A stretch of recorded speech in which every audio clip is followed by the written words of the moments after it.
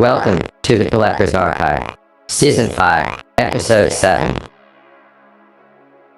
Good morning, Bill. How are we, sir? Good morning, Ed. How's it going? Yeah, I'm fine, thank you. How are you?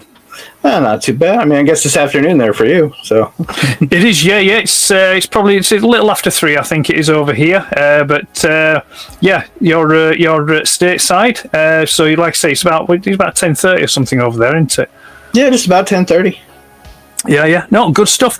Right. Well, if you want to start, do you want to just introduce yourself and let people know where they can find you on the social media side? Yeah, sure. So I'm Bill Chestnut. On social media is at Toy Photo Guy. Primarily on Instagram. I do have like a YouTube and an X account and a TikTok account. I don't use them all that much. It's pretty much registered it just so I have my name across everything. Yeah, just at Toy Photo Guy, primarily on Instagram. Yeah, good stuff. What I'll do is I'll pop up a couple of links below, that'll pop up, while you were just outlining where you can find you, and then, good to go. So we're going to get straight into the questions then, Bill, and just ask you what's, what is it you collect? Do you have a main collecting focus? Something that that you focus on, I suppose. So it's kind of across the board. It's at this point, I collect what I think I can photograph well. So It's a lot of Mythic Legions. It's been Animal Warriors of the Kingdom, which is a great line by Spiro Toys. I like a lot of the NECA stuff, NECA horror figures, the NECA turtles. So I'm kind of an eclectic, all over the board collector. No, that's before we came on camera, we were chatting briefly about the Mythic Legion stuff. So it sounds like then it's all kind of all pretty much relative the same scale. Then, like, is it 12th scale? 1/12 scale. Yeah. I've done some stuff 3 3/4 inch. I don't do too much like 1/6 scale or anything like that. Mainly due to size constraints. I just don't have the space to put something that big in the studio and shoot it. So yeah, primarily 1/12 scale. Yeah, good. So like tell you, we'll get to that in a minute. I'll just say then. So, is there a particular reason, why you collect? Was there some motivation behind it? Or inspiration?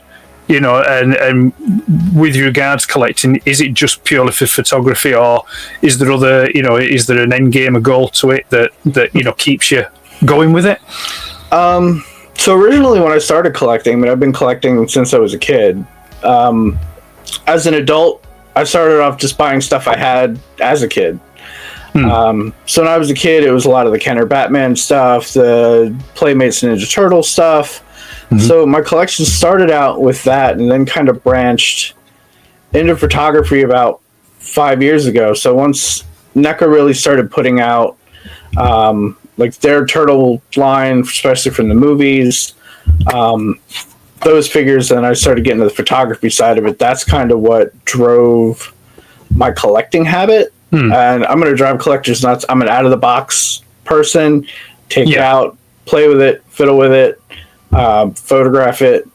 So my collection is interesting because I have some vintage stuff from when I was a kid. I have an original Turtle Party Wagon, a lot of the Playmates figures, the smaller vehicles, some of the Kenner, like I said, some of the Kenner Batman stuff, Power Rangers. And then it's, like I said, it just kind of evolved into collecting with a purpose. So when I stumbled on Mythic Legions or Animal Warriors of the Kingdom, I was like, these are really cool, and they kind of have that feel, the same kind of vein of stuff I collected as a kid, but I can use it for this hobby, which is kind of a double-edged sword. Right. It's very cool. I'm going to take this apart and shoot it and take pictures of it, but I don't really display anything. No. So it's kind of all for photography at this point. Right. So yeah, right. Okay. So it's just a case of, like you say, out the box, photoed, and then what does it do? Does it just get boxed up, like in like a tub box, and just put to one side, or? Yeah, pretty much. So I do have some stuff out on shelves that are out on display that I won't photograph.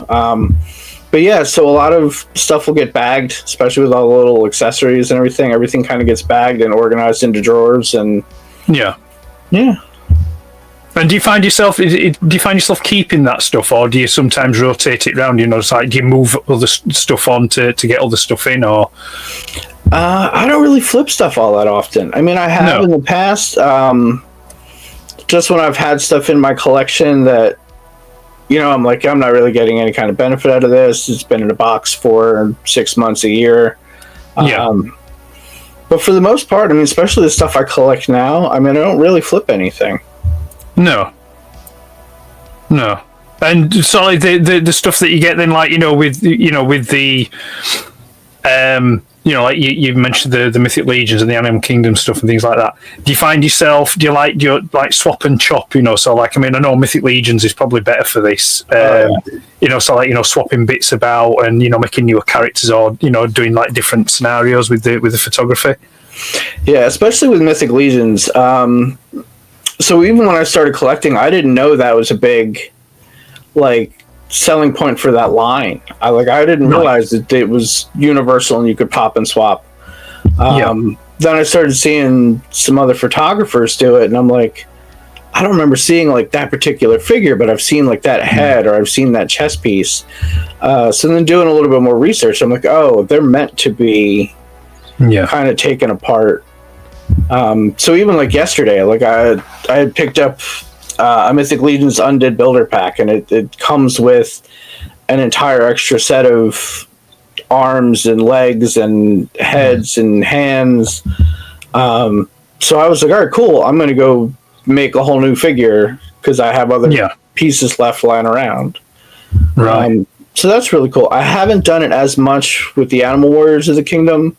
They do have stuff that is swappable. They sell head packs, which are really nice, and different weapons packs and armor sets. So I've done it with a few. They have what are called like the ancient figures, and those are kind of army builder, but they're more or less blank slate figures. They come with an extra set of hands. So I've done like some armor swaps on those, some head swaps, but nothing full on like taking it apart. No, because first time I took a Mythic Legions figure apart, I was like petrified I was going to break it.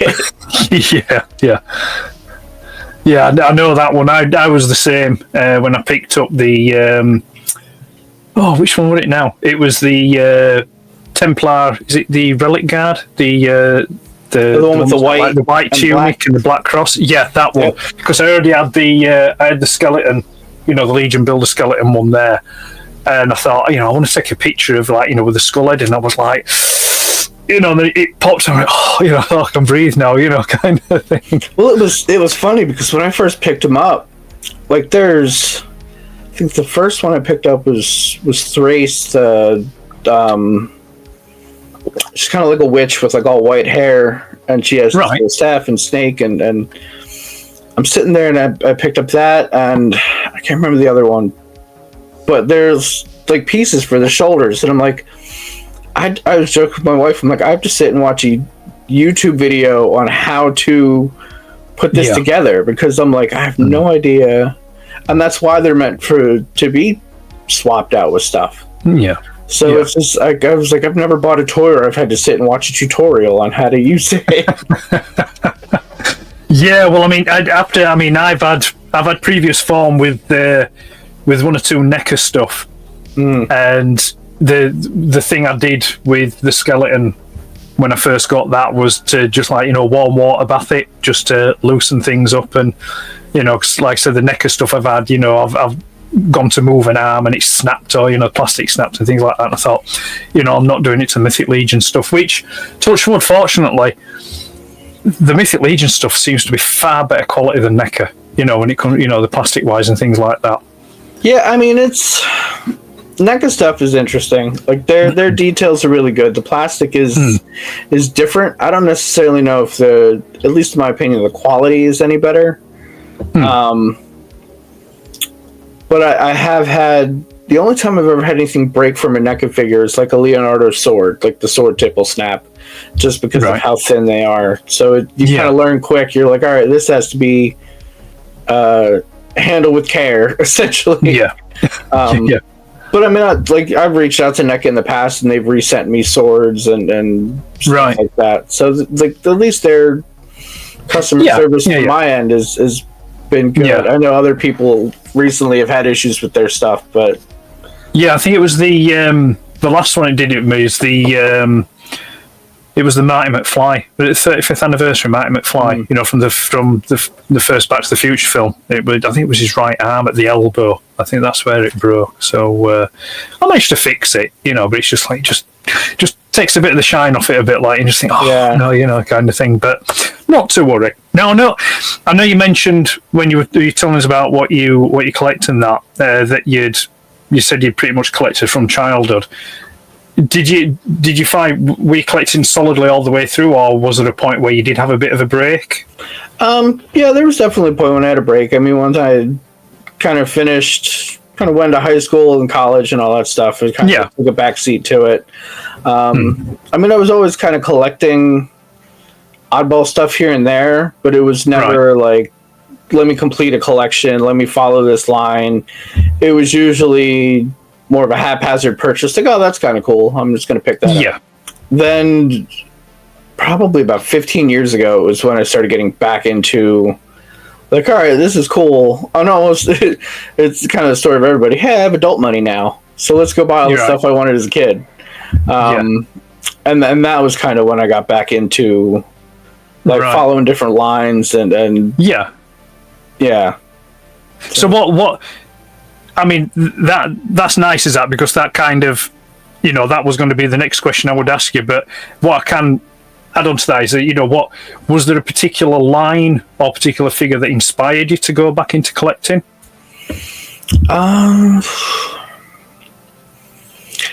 No, it's kind of a whole bunch of different lines. Like I said, I mean, I got really serious into it, especially on the photography end, when NECA started putting out their Ninja Turtle line. So I was a big fan of the 1990s Ninja Turtle movie.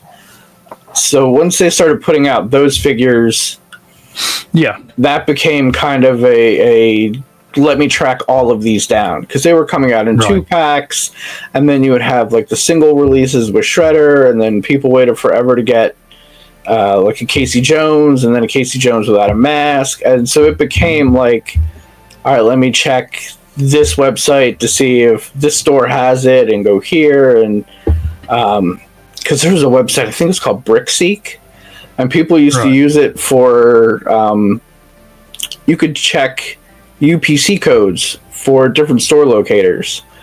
So you could literally go, all right, does my Walmart have this UPC in stock? And I think it's still around. I haven't used it in a couple of years.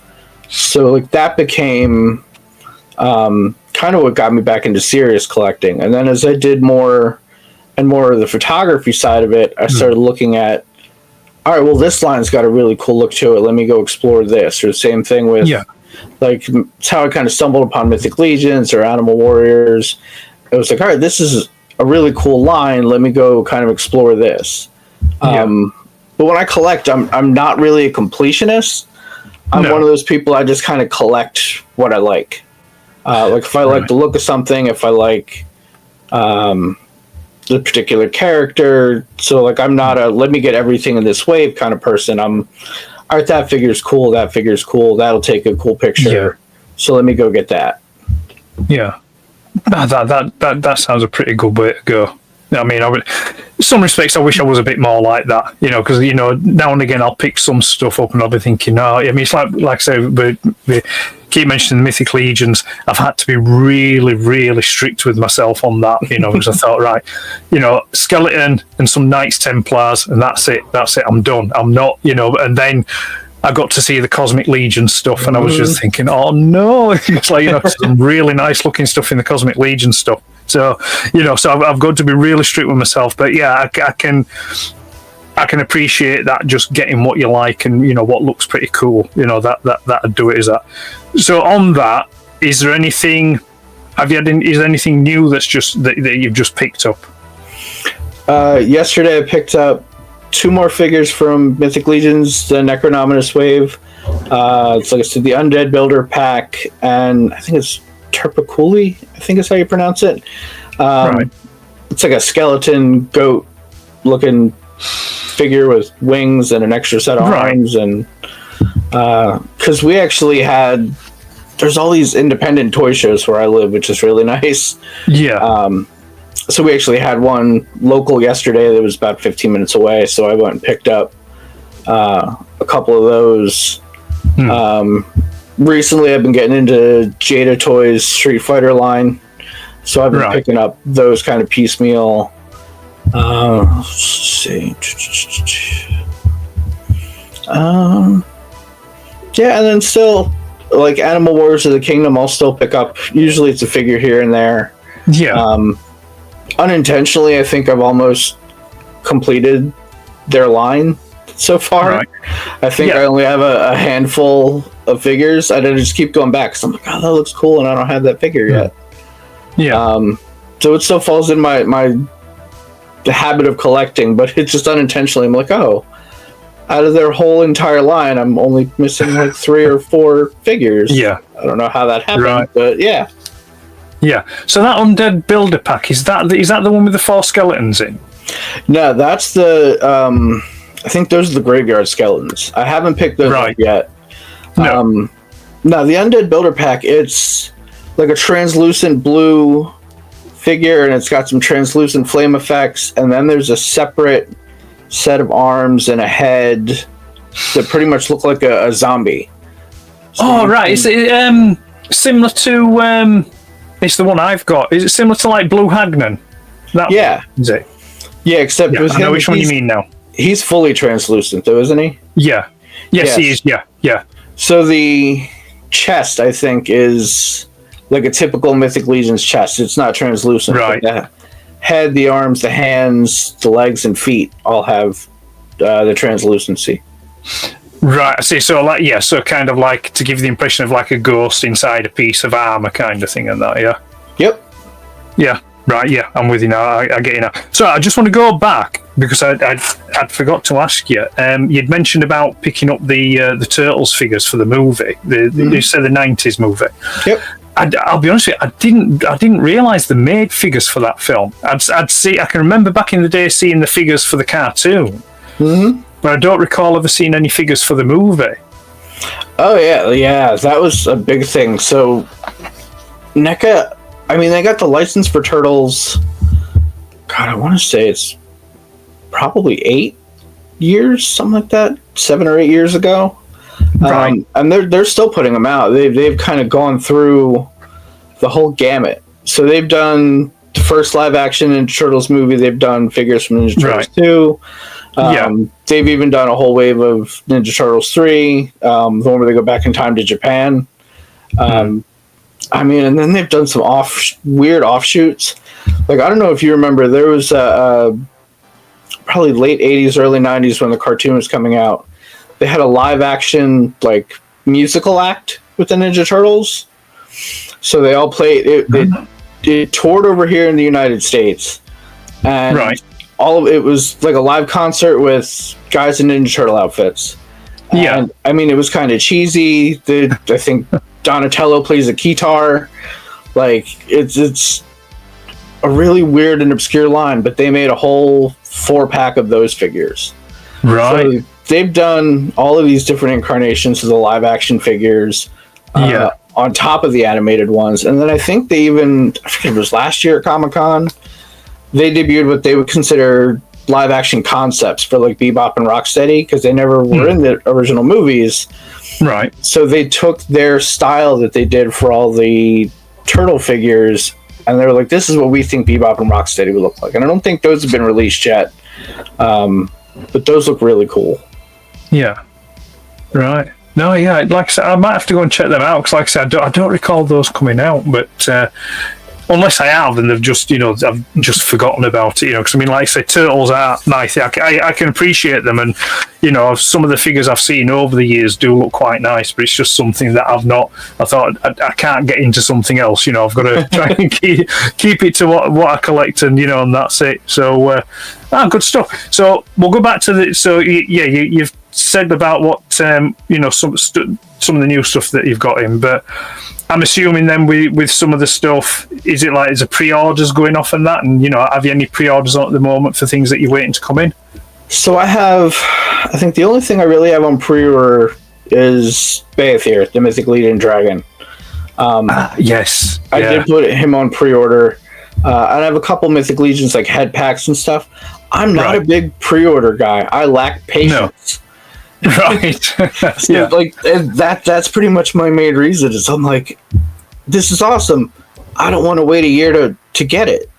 Yeah. Now Baethir is an exception. That's kind of like once that hits the aftermarket, the price for that's gonna absolutely skyrocket. Right. I'm lucky enough that most of the stuff that does go out on pre-order, I kind of know enough people where I can kind of like go get this piece here, go get that piece there. Yeah. And it's not a big kind of FOMO thing. I don't think I'm going to miss out on stuff. No. But yeah, these year-long plus pre-orders, like I can't do it. Yeah, it takes some patience. I mean, most of the stuff I pick up is off pre-order. Unlike, like I say, unless there's like an impulse, I see something impulsive, and I think, oh yeah, I'll just pick that up, kind of thing.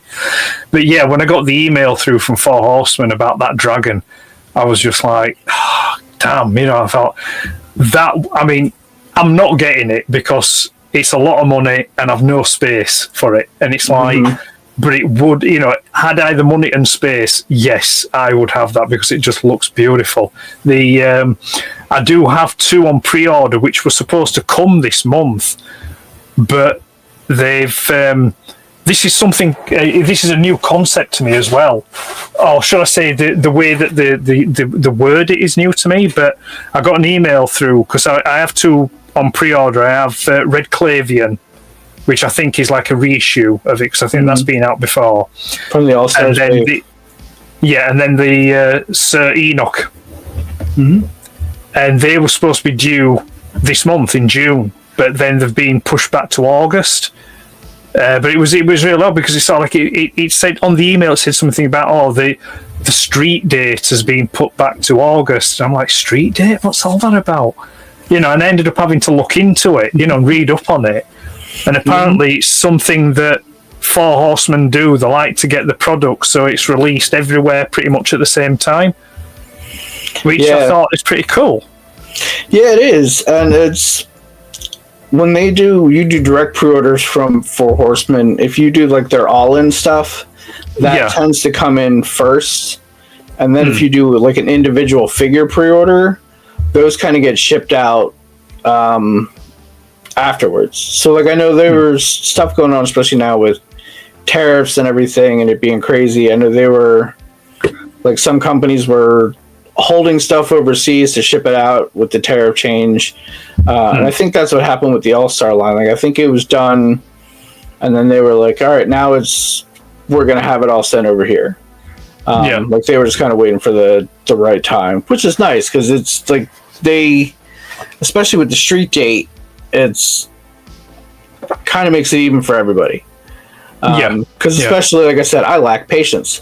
So, like, if I can go to a shop somewhere and pick it up the same day it's getting delivered for other folks, like I'll just go do that, which is nice.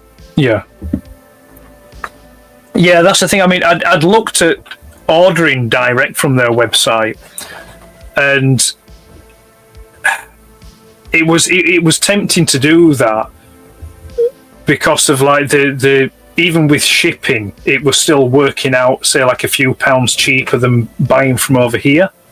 But obviously, you run the risk of obviously any import fees and things like that. And if any import fees are added, then obviously that's then going to make it cost prohibitive. So I just end up there's I think to my knowledge there's just one Four Horsemen approved retailer here in the UK. So I ended up pre-ordering from there, which is where I got the Sir Elijah from. I got that one from there. But yeah, so it's that street date thing, So that was somewhat interesting to learn about, should I say? So with the figures then, looking across the lines and that interests you, and the stuff that you've got, is there a particular character from these franchises that you like that hasn't got a figure yet that you'd like to see get a figure? I don't know. NECA's kind of run the gamut on turtle stuff. I mean, they're getting into some really obscure things. I know Spiro, who makes the Animal Wars of the Kingdom, their second Kickstarter wave, I'm really looking forward to. I've read their comic. They have, I think it's 6 issues, which is really great. And there's this really cool, he's like a rabbit, kind of an archer-looking roguish character.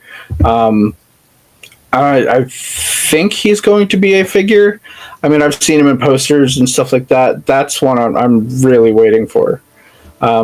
He looks really, really cool. I mean, it's growing up as a kid, Green Arrow was one of my favorite comic book characters. So, anytime I can get a figure with a bow and arrow, I'm like, that's a win. Yeah, right. And if you could create your own figure, where do you think you'd lean on that? What kind of character, or would it be for a particular franchise that you do it for, or would it be just something unique? Not sure. I mean, I really like the vein of the Mythic Legions and the darker side of the Mythic Legions. They have a lot of cool vampires. So it would probably be something in that vein. Yeah, something maybe a little bit more of a classic vampire, because the vampire figures they have are awesome. Yeah, but the army builder one, he's got a full helmet, and then there's Alithia who has a full headpiece. So you get that cool face, but I really like that classic gothic looking Dracula style vampire, but in a Mythic Legions format. Right. So kind of like a Bela Lugosi kind of looking type of Dracula. A little bit, yeah. Right. No, I could see that working. I've not. I might have to look into those ones. I've not seen them ones that you've been describing there. I mean, I mentioned, I've just come into it quite recently, so there's a whole back catalogue that I'm unaware of that, I need to do research on, but it's probably dangerous doing the research on, because it'd be like, I think I might want to pick that up, I might want that, it's a dangerous thing to do sometimes. Yeah, and there's I think a group of guys who are starting their own toy company. I think it's called Beyond the Realm, and you can find them on Instagram. I met up with them at Legions Con last year, because Mythic Legions, of course, has their own convention. Right. So they actually had some early prints of their Kickstarter figures that they're going to, I think, launch later on this year. And it's definitely in that same vein of a classic vampire. So they have some really cool looking stuff coming out. Yeah. And I'm hoping to see more from them soon. I've seen some sculpts in person, and I've seen some of the 3D models, and I think they're getting ready to launch that pretty quickly. Right. I might take a look into that, because there's another one I want to look into as well, which probably maybe the back end of last year I became aware of. Big Bad Toy Store carry them. It's Fresh Monkey Fiction. I don't think I've heard of them. Yeah, they do a line of kind of mythical, there's werewolves and vampires and things like that in there. But the ones that I'm interested in are, there used to be a toy line over here in the UK called Action Force. And they did characters like Red Shadows and the Baron and Black Major. They're militaristic kind of characters.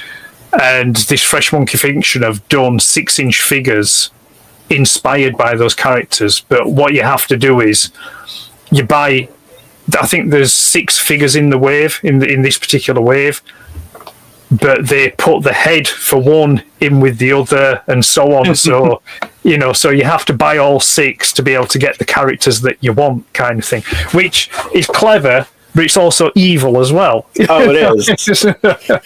Absolutely. But I know why they've done it. I think it's a copyright thing as well, so they don't get a rap on it, because while the name Action Force isn't owned by Hasbro, the likeness rights for Action Force is owned by Hasbro. Okay. So the figures, they come with like werewolf or vampire heads or monster heads on, but then you get a swap out head in the other set, so then you can build the characters that you want, kind of thing. So it's a necessary evil, if you will, but it's still like, it's a bit frustrating when there may be only one that you want, or maybe 2 at the most, kind of thing. So but it is what it is. What can we do about it? Just spend more money. Well, yeah, it is. Yeah, it's just spending more money, which you don't need to do at the minute. It's so looking at the stuff that you've got, then, Bill, is there a particular figure at the moment that you're really vibing on, like you're jamming on, that kind of like it's when you come into your room there, it's one that you're picking up and like just having a mess about with, like one that you're drawn to? The new Jada Street Fighter stuff I've been really into lately. Right. I kind of got turned on to Jada with the Mega Man line that they put out. Okay. And I think it's like a $20 price point. And I was like, it's great articulation. It's got nice accessories. You get more than one expression. So their Street Fighter stuff, it's been really kind of cool. I picked up Guile about a week ago, and Dhalsim, and they're just like cool figures. And it's nice to pay $20-$25 for a figure that has all that stuff in it. Yeah. Because so many of the other high-end stuff, and the price points are justifiable to spend $35, $45, $55 on a basic figure, but these are just nice quality figures for like $25, and it's what I really like is it reminds me of the kind of figures that you had like when you were a kid. So like they're really kind of like you go into the regular shop, get like a $10 figure or whatever. It's just better articulation and better detail. But I mean, they're bright colors. They kind of pop, which is nice. So I've been really digging those lately. Right. And is that the same Jada then that do the diecast stuff, the vehicles and the cars and that? Yeah, and I had no idea that they did the cars. Like it's right. Looking for the other figures in the line for the Mega Man and the Street Fighter stuff. I was like, oh, that's cool. They make cars. Like I had no idea. Yeah, I mean I find that interesting that you've got like a company like that. I mean, I suppose you could argue, well, Hasbro do it. They put out figures and they put out cars and things like that. But I'd say could you class Jada or however you pronounce it? Could you class it as an independent or like a medium-sized independent? It's not like a huge mainstream toy manufacturer, is it? So it seems curious that they do action figures as well as like diecast cars and things like that. Yeah, I'm not sure. I mean, because we can pick them up here in the States at like a Walmart, which is crazy. Right. So, like right up there next to Hasbro stuff and then McFarlane's DC stuff. They have Street Fighter toys. They had the Mega Man figures. So, like I said, I had never heard of them until I got into the Mega Man stuff. But yeah. So it's I'm not sure how big of a company they are. I just like their stuff. Yeah. No, that's good. That's good. Excuse me. So I'm going to ask you about you're stuck on a desert island.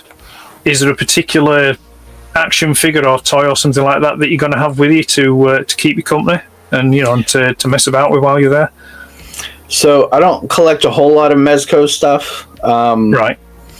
But Mezco put out a 1/12 figure of The Crow, and The Crow, ever since I was a teenager, was my all-time favorite movie. Yeah. So it's Brandon Lee's 1/12 Crow.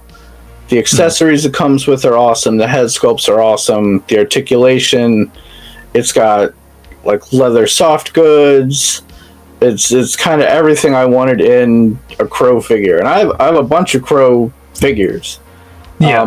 This by far is the best one. So anytime Right. like I'm stuck creatively trying to figure out what I want to shoot, I kind of just pull that thing out and I'll go back to it because I know like depending on the head sculpt or the accessory, like I'm gonna get a cool shot out of that, and then kind of let me like reset. Right. Yeah, it's a great film. It's a really good film. I have it on DVD. I watch it. I watch it probably a couple of times a year. It would be a nice figure to have, but the Mezco have done some really nice stuff. I remember a few years back being really tempted by their pink skulls. Mm. But the prices on those, I think they did a 3-pack, with 3 of them in. And I missed out when they were originally released, but on the secondary market, they're quite expensive on the secondary market. It's like, leave them alone kind of thing. But they also do other movie lines. I think someone I've chatted to in the past had some of the Terminator Mezco figures, and they looked really nice. Yeah, they make nice stuff. It's just, and it goes back to I kind of only collect what I want. It's their price points, like you said, are really high. Like I love the look of their turtles that they did, the original comic book versions.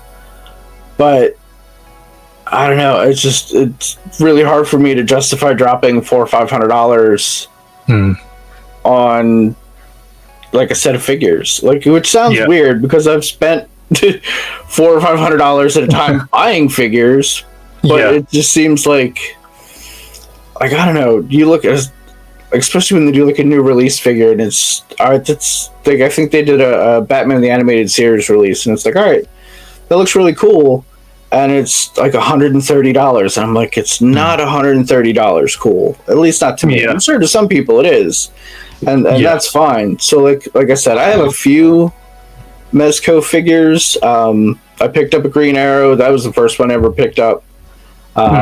Just because I was a Green Arrow fan. The Crow figure. Picked up the Robert Pattinson Batman. And Mezco actually just sent me Slugfest, which is one of their Rumble Society figures, because I won a Mezco Monday competition like a year ago. Yeah. So, and they're all great figures. It's I don't know, I have a hard time spending that much money on one figure. The others that are nice, but again, I've not gone down that route, is SH Fig Arts. They produce some nice figures as well, especially the Star Wars stuff. They do some nice figures on that side, but again, they're quite expensive, and it's like, no, if I want a Stormtrooper, I'll just stick with the Black Series Stormtrooper. It does what I need it to do. So, there's a lot of guys stuff out there. Yeah, I have 2 Figure Arts figures. I have, I think Cloud from Kingdom Hearts, is Kingdom Hearts version, and then I have a Endgame Captain America. And those are the only 2. Because, like you said, it's kind of hard to justify. Like the Kingdom Hearts figure wasn't that hard to justify because they're not mass produced by anybody else. Like Play Arts and SH Figure Arts, they kind of have that market for Final Fantasy stuff. And the Captain American figure was, I think, like a birthday present, and it's an awesome figure, and I love it. Their stuff is just it's great stuff. It's just expensive. So, I know we've been going through about the things that you pick up and you collect and things like that, but is there any interest out of that main collecting focus that that interests you? Other stuff, like, is there any other franchises, or is there stuff that's just completely not related to that also takes your time up, you consider as a hobby? I have a couple oddball hobbies. When I got into toy photography, I started looking at people who were making all the diorama stuff. So that kind of became a hobby. I've always been kind of a crafty person. I've always liked art projects and stuff like that. So, like, I do some leatherworking stuff on the side. I do some diorama stuff. A lot of photography. Excuse me. No. I'm a graphic designer for work, so I'm Right. always kind of making stuff. So that's pretty much outside of like toy collecting is Yeah. it was just something creative tied to it. Right. So what got you? Was it the photography got into the figure stuff, or did the figure stuff feed you into the photography, or was it just something that was just always there and then at some point you put them together? The figure stuff got me into the photography. So, like I said, Right. for work, I'm a graphic designer. But at my job, I kind of do everything from package design to layouts to product photography Right. and the like for that. So, in my old office in our old building, I used to have an entire wall of shelves. And I literally just filled them with toys and collectibles because I was Right. like, they're empty shelves. Yeah. So I was setting up a new shot for a product, and I had to test the lights out. And I was like, well, if I'm going to have to test the lights out, I'm going to do it with something fun. And pulled, I think, a Leonardo figure off the shelf. And I think I printed out a backdrop of New York City and put it behind him. And I Yeah. was like, oh, that looks kind of cool. And then, so every time I had to do like a new lighting setup or test lights, I was like, well, let me pull Yeah. something else down. So it kind of fed into that. Right. So it was kind of an offshoot of work. And then our old CEO, he was an amateur photographer. So anytime he Right. would buy himself a new camera, he Yeah. would sell his camera to our office. Right. So he bought himself a new camera, sold a nice camera to our office, and then was like, hey, do you want to buy the camera you're currently using? And I was like, absolutely. Yeah. So that and that's still my regular photography camera. Right. So it all kind of came from work. Yeah. No, that sounds pretty cool, does that? I mean, I've never had a job here over in the UK that would allow you to have your figure collection up on the wall in your office kind of thing. They might let you have one or two, like one item on your desk or something, but, to have like a collection of figures on shelves, no, there's no way that would happen. But no, that's an awesome story, is that? So, yeah, I mean, I was the same.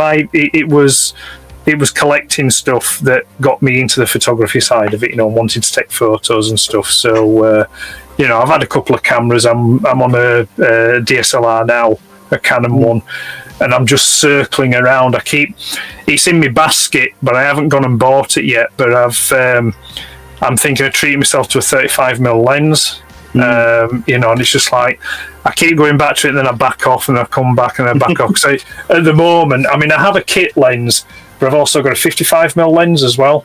And the 55mm lens is nice. That does take some nice pictures, does that? But I won't mind a 35mm just so I can get in a bit tighter, kind of thing. Because the 55, I've got to pull the camera really back because there's no, you can't There's no focus zoom on things it, like yeah. on it. So Yeah. Like I shoot with a Nikon D700.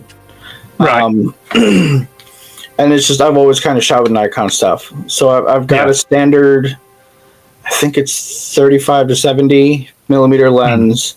Then I have a 55 millimeter, and then I have a macro and a wide angled lens. right, So the macro lens is primarily what I end up shooting with. I just like the level of detail it gets, especially for smaller figures. You can kind of get in there. yeah, And then it just kind of swatches. I kind of swap out depending on what kind of shot I want. right, Like trying to do a close up with a wide angle lens gets some cool funky effects. Like there's some cool distortion in there. So it kind of all depends. But yeah, typically it's been my Nikon for the whole time. So yeah. I must admit, I do cheat sometimes, but it's a legitimate cheat. If I want to get, like, you mentioned about the macro lens, I don't have a macro lens, but I have the adapter. So, and I just turn the lens around and do it that way. So It's it's not a cheat. It's cheating. look, if you get the result you want, it's not cheating. Yeah. But it was a friend of mine. He's into photography, and I've been talking about macro lenses and stuff like that. And he says, buy one of these and try this. and literally it's just a metal ring, and it's got the adapters on it, and you just basically turn the lens around and screw it on, so you're shooting through it the wrong way around, kind of thing, and it worked. I thought, right, yeah, I'll go that route. So yeah, it's but no, good stuff. So going back then, like when you're growing up, then what kind of stuff you're playing with as a kid? What toys? I mean, I know you've mentioned Turtles, but was there any other stuff in there as well that you were playing with as a kid? A lot of the Kenner Batman stuff, like that was big when I was a kid. So right around Batman '89 and the Batman Returns. Yeah, because they used to have all the crazy different variations. It's like, this is Fire Suit Batman, and he's like orange and gold, and this is like Underwater Batman, and he's in a neon yellow scuba outfit. So a lot of those, I'm trying to think, a lot of Turtles, Playmates Turtles, mostly individual figures, Power Rangers, the big 12-inch figures from when I was a kid. Everything from, I mean, it literally used to be when I was a kid, when your parents were like, yeah, we're going to the store, I'd be like, can I get a toy? So it's kind of whatever I could find. So my collection as a kid was really eclectic. So it was like, well, let's see what they have on the shelf, and all right, cool, let me grab this, let me grab that. Was there one that was a particular favourite? Which were your favourite? When I was a kid, and my friend had it. I never had it as a kid, but it was the Ninja Turtle Party Wagon. Like, to me, that was the coolest thing. It shot missiles. It had the door that swung open. Like, it to me, it was just like the coolest thing. So, like, as an adult, I found one, like an original one, and I was like, yeah, that's coming home. Like, why not? Why wouldn't you? Yeah. So any of these toys then from when you were a kid, do you still have them, or have they've just been and gone, kind of thing? The original ones were done and gone. Yeah, I mean, we played with them so much that at some point they were just beat up. Like, I kind of kicked myself because when I was a kid, every year for Christmas, my aunt would get me like a Hess truck. Like, I don't know if you guys have. You guys have the Hess trucks overseas? The Hess trucks. Hess truck, HESS. Nice. So Hess was a gas station that was over here in the States, and every year they used to run a commercial, and it was this really cool, like usually a fire truck, or I mean, they had everything from like 18-wheelers, and they would light up, they had sounds, they were branded, and every year they'd put a new one out. So every year for Christmas, when I was a kid, I had an aunt who would get them for me, and we would beat those things to death. I mean, because they had actual rubber tires, they had like actual clear acrylic windows, like some of them would come with smaller vehicles inside of them. So as an adult, I realized, like, apparently they're really highly sought after collector's items. So I mean, I had one every year from probably when I was born till I was like 13 or 14. So, but we, like I said, we just beat them up, like crash them, run them into stuff, and we didn't know that Hess. No, Hess isn't a name I'm familiar with for over here. I mean, certain petrol stations and companies would do offers, where you'd get like a Matchbox or a Corgi, like a Hot Wheels kind of style, just like a die-cast car or something like that. Or there was a years ago, back in the 70s, there were a company called National. They were like a petrol station, chain of petrol stations. You could get Smurfs from them, so but no, nothing like that. I mean, we had like toy trucks, but they were part of like a Matchbox line, so you'd have like, I think they released them under a name called Convoy, and you'd have loads of different trucks. So they'd be like Peterbilt's, Kenworth's, Max, and there'd be like stuff like, cattle trailers, or, petrol tankers, cargo, so there were things like that, but they were only probably about so big, they were like die-cast car size kind of thing. You could get bigger ones, but those were more like pocket money kind of thing. That's, what we had over here. Now, these were pretty decent size. I mean, like, you would get an 18-wheeler that's probably about that long. They would come with a race car that would go inside the bed of the Right. 18-wheeler, and Yeah. the race car would have the wind-up feature, and like I said, it would have flashing lights and sounds. Yeah. And yeah, every year, and it was something different every year. So like Right. it was just kind of a cool thing to play with, because Yeah. like, you playing with it with your figures, and they're getting thrown into the trucks, and like I said, windows are cracking and tires are getting Yeah. ripped off, and That sounds pretty cool. So, I mean, I used to love trucks as a kid. You know, as a younger kid, because I had uncles that were truck drivers. You know, so and I remember seeing all the old style looking trucks on the roads and things like that, and then growing up in movies like, you know, Convoy and Smoking the Bandit, and, you know, seeing the American trucks, which were just so much bigger than the trucks we had over here in the UK. You know, the dwarf R trucks, you know, but you know, so there's some pretty cool looking trucks. I mean, one of my favourites was always like either the long nose Peterbilt or the flat nose Kenworth.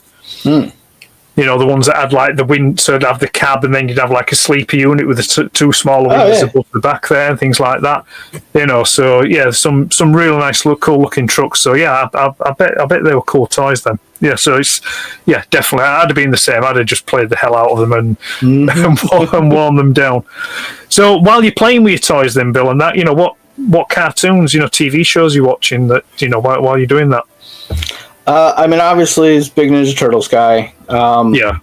I grew up late 80s, early 90s, so for me it was Masters of the Universe, it was Thundercats, Right. and then it was Batman the Animated Series, and then this really obscure cartoon that nobody seems to have ever heard of called Bucky O'Hare. Have you ever heard of? Oh yeah. Yeah, I've heard of Bucky O'Hare, yeah. So it ran for like one season. I think we had it on VHS. Yeah. And I remember watching that VHS tape like over and over and over again as a kid. Right. Yeah. They put out one line of toys, so I had the entire line of toys. And that was a big one for me, because it was Right. pretty much Star Wars meets Ninja Turtles. So to me, that was like the best Right. of both worlds. Yeah, well, it was funny that, because I remember, I don't know, is it a few years ago? Is it maybe 3-4 years ago? Hasbro, with the Star Wars Black Series, they put out this kind of rabbit-looking character. Mm-hmm. And I looked at it and I thought, is that Bucky O'Hare? He's just like, what's Bucky O'Hare doing in Star Wars? Jackson. Yeah, but apparently it's a character from the comics, isn't it? It's you know, so it's one that I grew up with Star Wars, not the comics, you know, the movies and things, but so it's a character I know nothing about. But when I saw that, I thought, that's Bucky. What's Bucky doing in Star Wars? So, but you know, one of those odd things. Is he a bounty hunter? Is he? What was that? Is he a bounty hunter or something? Is it that? Jackson, I don't know. Like, I don't think I ever read the comic that Jackson was from. Right. I thought the same thing you are. It's a green rabbit in a red jumpsuit. I'm like, it looks just the same. Yeah. Well, you know, bit of copyright infringement there. But no, I don't think but like I say, yeah, I've heard of Bucky O'Hare, but I can't honestly say hand on heart that I've ever seen any of it. You know, I'm pretty sure the cartoon was shown over here. I don't recall seeing any toys, but then again, it probably came along at a time, you know, like taking like early 90s. You know, I was college and then working, so it's probably not something I would have picked up on anyway. But yeah, I have heard of it. You know, I am familiar with it, but yeah, no experience of it and that. So so when you were growing up, then I know you said that you kept picking up bits here and there, but do you have any memories? Like, you know, was there kind of like maybe a last big or significant toy that you got, you know, before you kind of moved away from it? Yeah, towards the end, it was a lot of the wrestling figures. Right.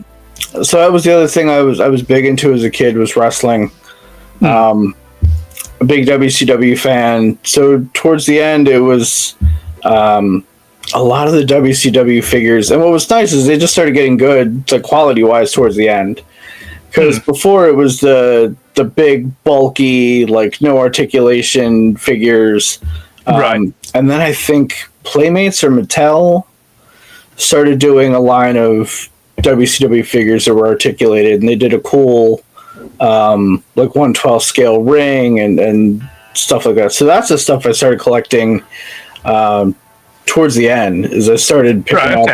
And it was still, even back then when I was a kid, I was like, I like that wrestler and that wrestler and that wrestler. It wasn't like I have to get an entire roster of people. And that was kind of it. Yeah. Yeah. So did you... I've actually skipped over one here. Actually, I'm going to say before I do is so the WCW you mentioned. Then is that what used to be the WWF? Is it, or is it like a separate line than that?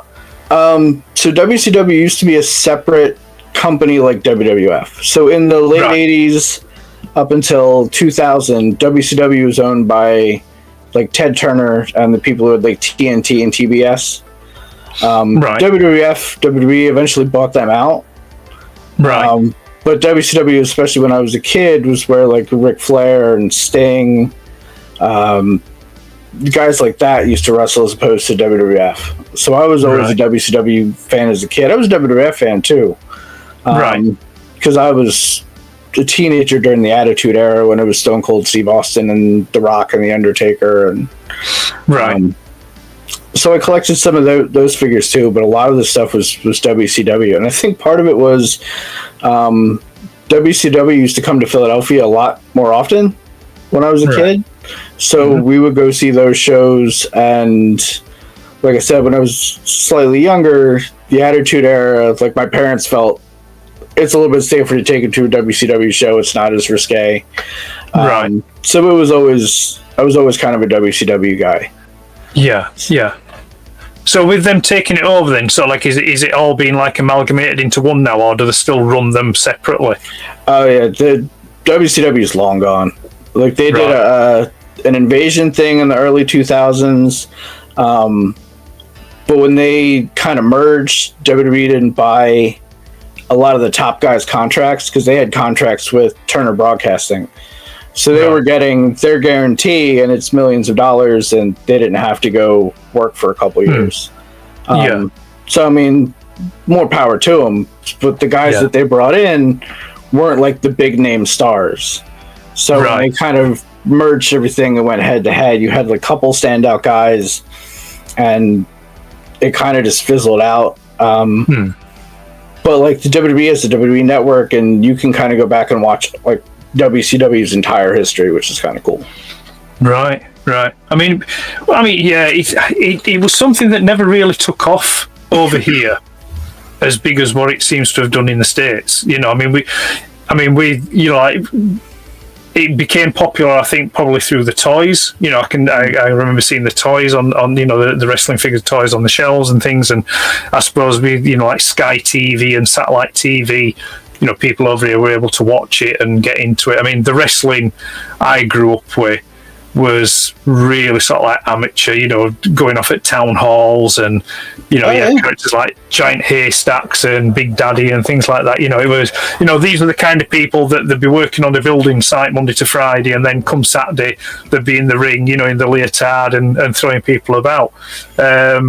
You know, it's like, and it was all that about, you know, it was all like the show kind of thing. You know, it was like, you know, everybody knew they weren't really wrestling kind of thing, but it's like it didn't spoil the enjoyment, you know, kind of thing. Which, I mean, looking from the outside in, it looks a massively huge thing for you over there in the States, kind of thing. You know, the wrestling thing, and it's like, you know, do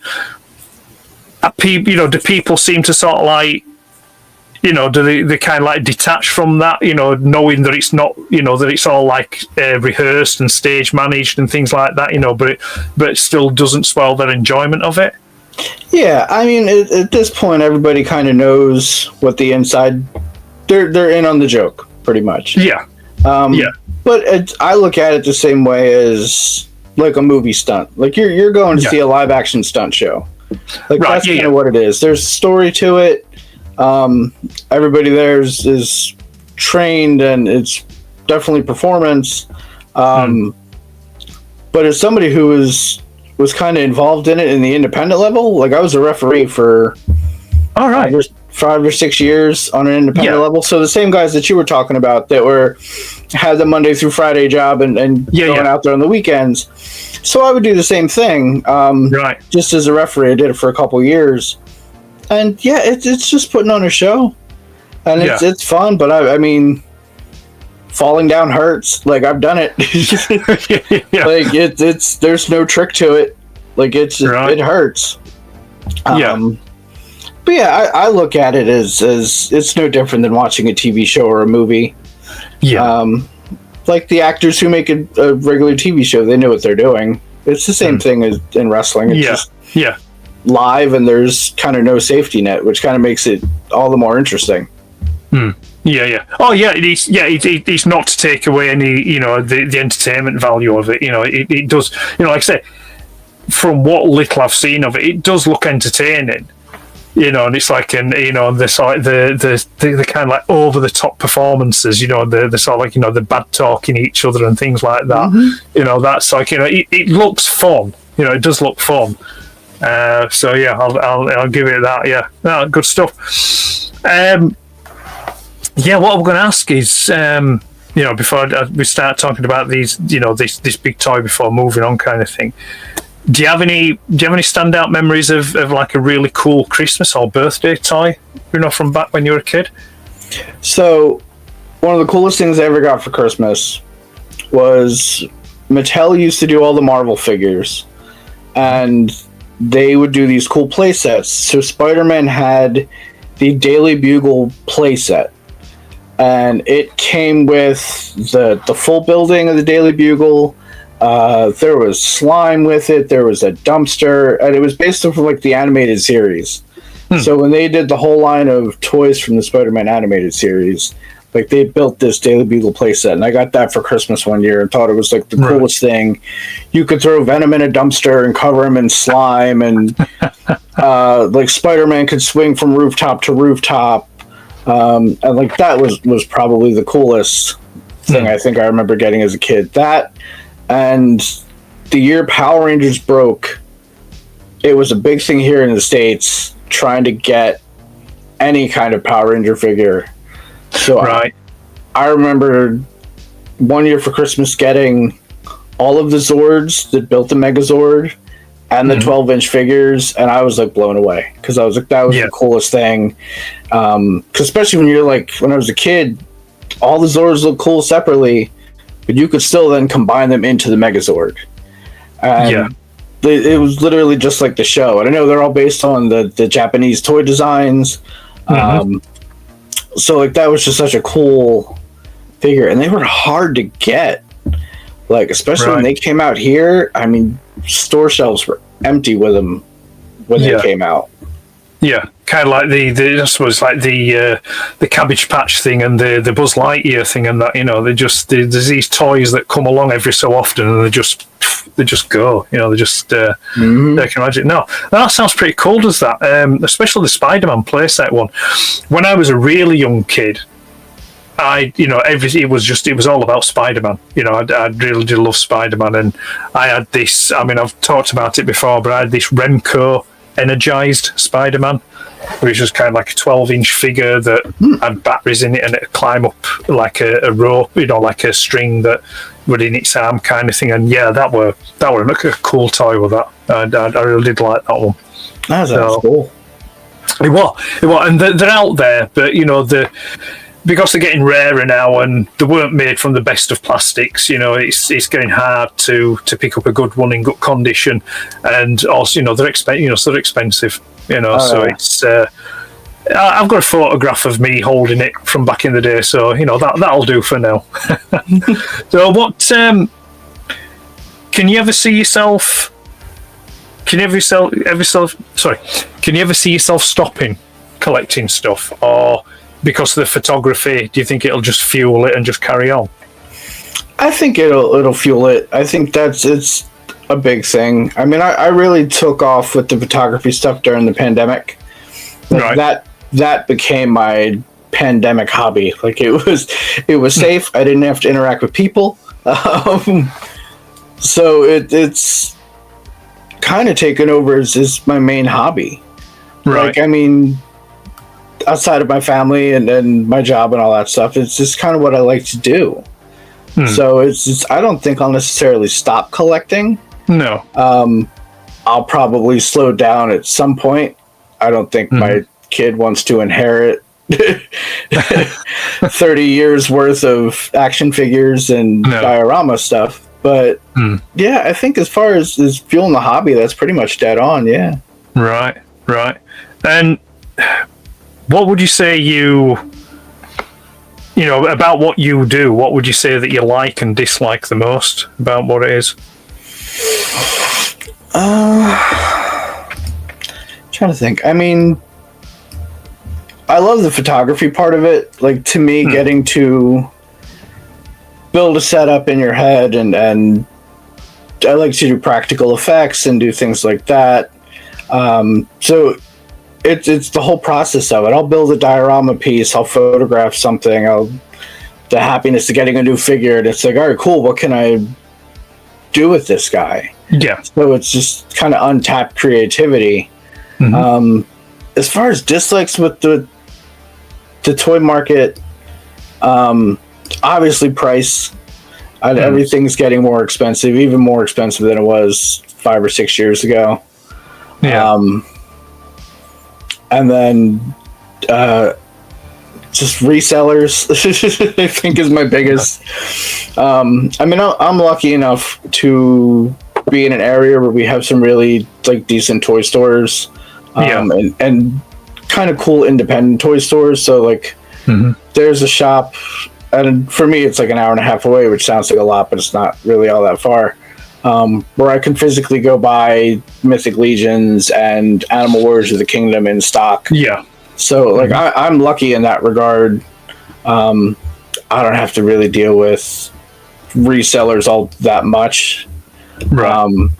But what drives me nuts is especially the stuff that goes on sale, limited stock, and it's gone in a minute, and then you see it on eBay for 10 times that amount. That's the stuff that drives me nuts with it.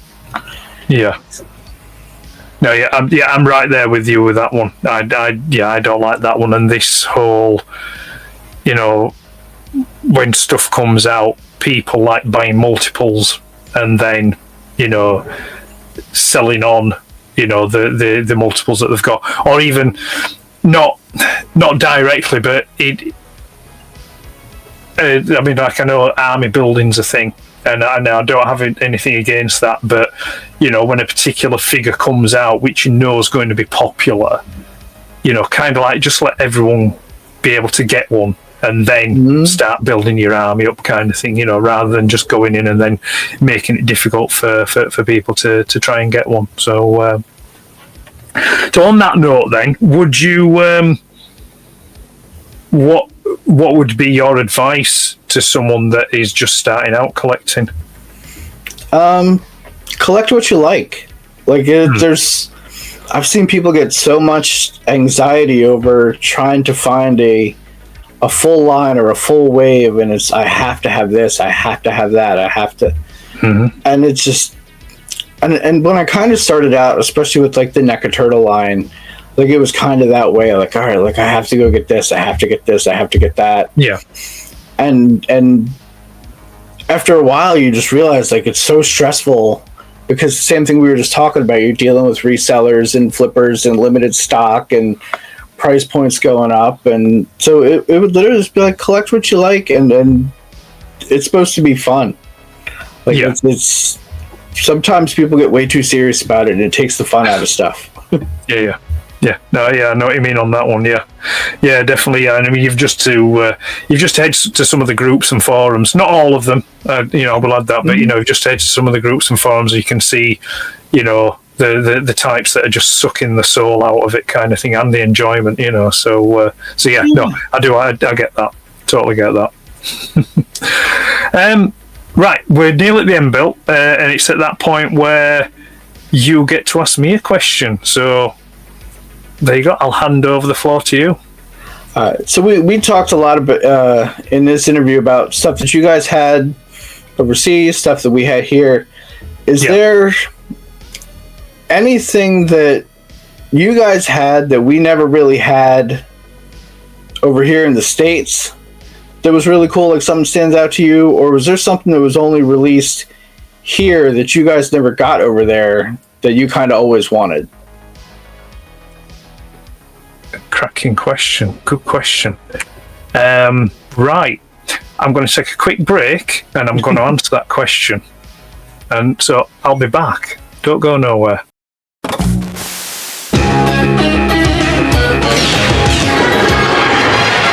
In another dimension, another time and space, a parallel universe is falling on its face. When out of the chaos, who else could it be but the animal adventurers from SPACE? Bucky! Captain Bucky O'Hare! Mutants and aliens and toads beware! You're looking for adventure? Well, this is it! With Jenny, Deadeye, Blinky, and Willie DeWitt. I said, Bucky! Captain Bucky O'Hare! Now an update on Bucky O'Hare and the Toad Wars. In the battle of the Anniverse, you don't know what's next. You only know amphibians are made it complex. When you check out your scanner and the evil that it woke, there's only one course of action. Let's cook us some toad! Bucky! Captain Bucky O'Hare! He goes where no ordinary rabbit would dare. If your righteous indignation has suffered a hit, and your photon accelerator is broken a bit, and you're losing your mind, and you're having a fit, get the funky fresh rabbit who can take care of it. To Bucky! Captain Bucky O'Hare! You say Bucky! I said Bucky! Bucky O'Hare! Let's croak us some toads! Bucky! Captain Bucky O'Hare! Mutants and aliens and toads beware! You're looking for adventure? Well, this is it! Bruiser, Deadeye, Blinky, and Willie DeWitt. I said Bucky! Captain Bucky O'Hare! New Bucky O'Hare action figures sold separately. Right, okay, we're back. And yeah, I've thought of something. So, I would say something cool we had over here that you didn't have over there in the States. The first one that came to mind, which I did mention earlier on, and I think I would have to say Action Force.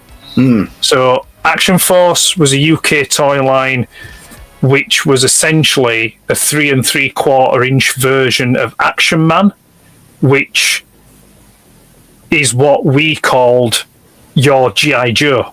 Gotcha. Yeah, so the big 12-inch G.I. Joe figures, they came over to the UK through a company called Palatoy, and they released them as Action Man. So they did all like, and I believe that over here, Palatoy did quite unique vehicles and uniforms for the Action Man line. But then I think it would have been 82, they did a 3 3/4 inch version. So 5 points articulation, very similar to an original Star Wars figure. Mm-hmm. And they started off by doing just kind of like normal, soldiers, so like an SAS or an infantry troop, things like that, just generic military, personnel. But then in 80, was that 83 or was that 82, 83? I think that might have been 83. People are going to correct me on this. I'm a bit fuzzy on that. But then definitely in 84, you then got the split it into more than two factions. You had the Enemy, which were characters like Baron Ironblood and the Red Shadows.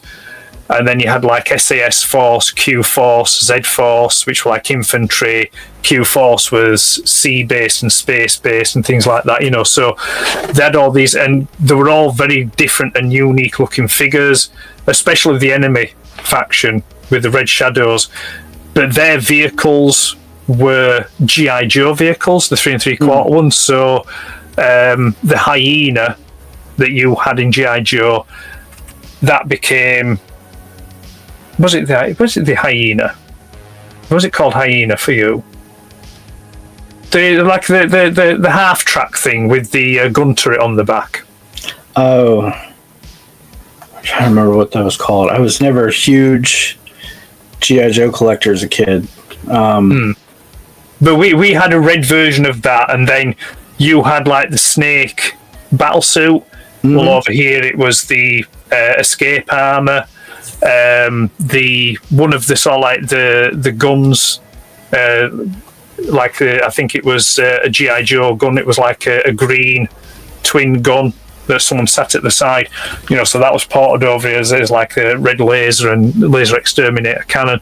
So that, I'd say that was a good and popular toy line we had here that didn't translate to you over there, because later on in Action Force, it was basically just G.I. Joe figures, but released under the Action Force banner. Before then, I think it was in '86, it just then became G.I. Joe. For stuff in the States that you had that we didn't get over here, I think I'd have to probably say I'm probably going to go with certain Transformers.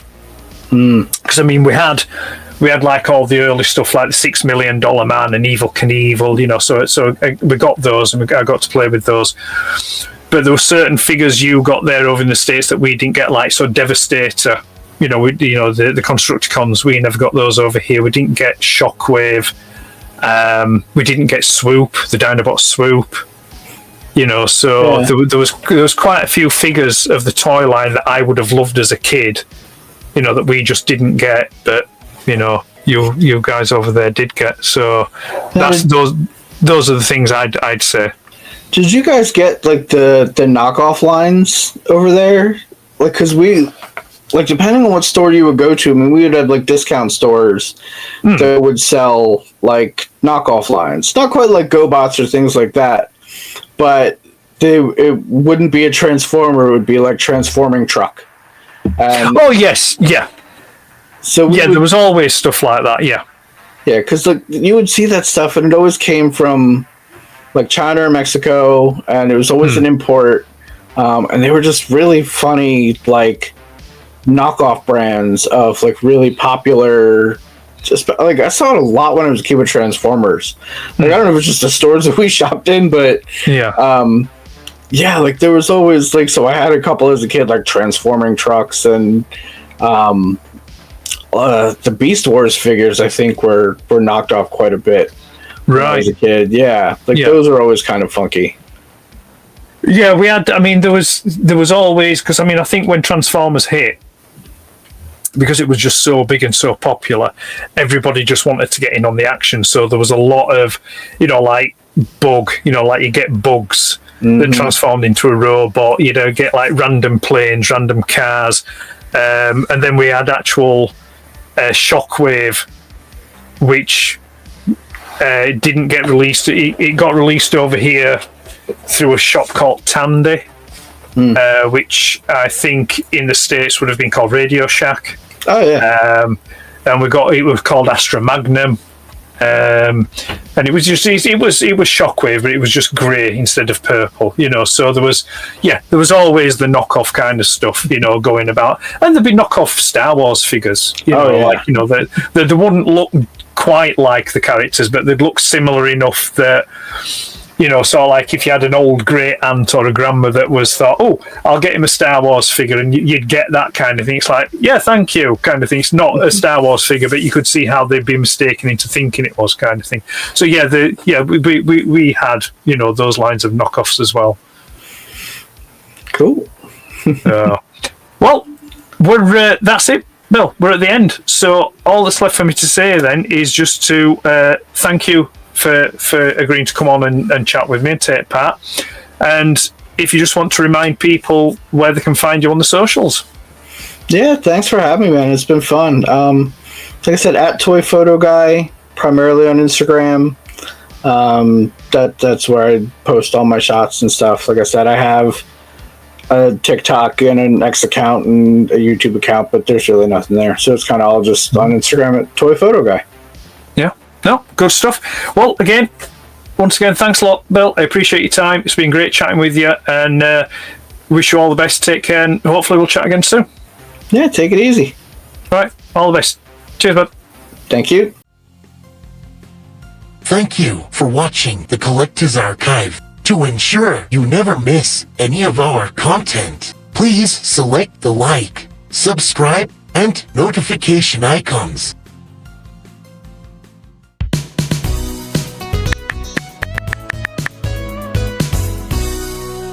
Folds of Viacom.